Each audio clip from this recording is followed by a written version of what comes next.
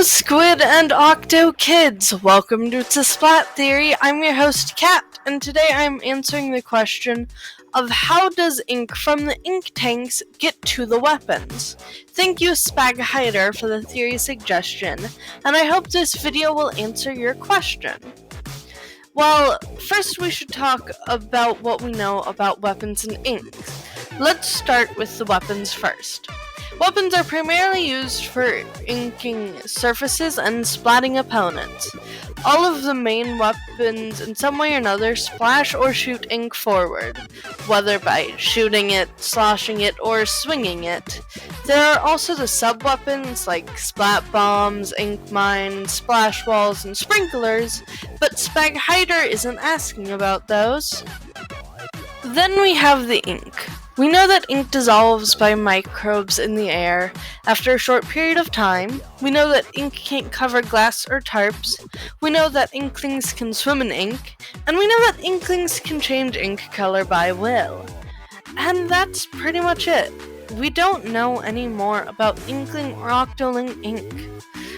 Still, none of that really helps with knowing how ink travels from the tank to the weapons.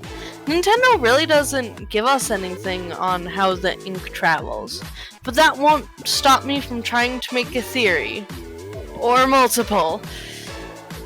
I want you to take a close look at some of the weapons, like a really close look at the weapons. What's that? It looks like a tiny ink tank on the weapon, and so many, if not all, weapons have these.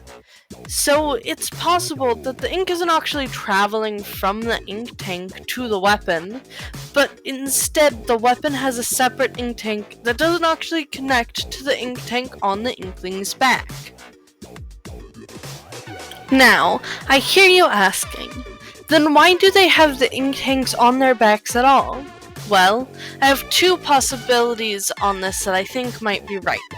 Number one is that the ink tanks aren't actually ink tanks, but that they're just a way to see how much ink you have in the smaller weapon tanks, like a ratio of some kind. They might just be an easier way to view an inkling's or octoling's ink level. Or there is the second answer that could go along with this, which is that the ink tank on the back isn't for the weapon, but solely for the sub-weapons. But with both of those explanations, there are a couple of problems. With the first one, well, the ink tanks are 3D. They have ink in them. And with the second, as you fire the weapon, the ink from the tank depletes. And if the tank was only for the ink for the sub-weapons, why would firing the weapon result in the ink in that tank going down? I'm gonna be completely honest. That's the only theory on this I can really think of. Unless you try to spin it that the ink teleports from the tank to the weapon, but that doesn't make any sense.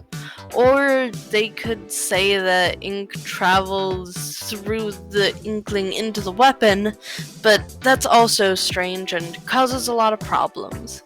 Well, I hope this helps to answer your questions, Spaghider. If you have any theories you want me to cover, comment below.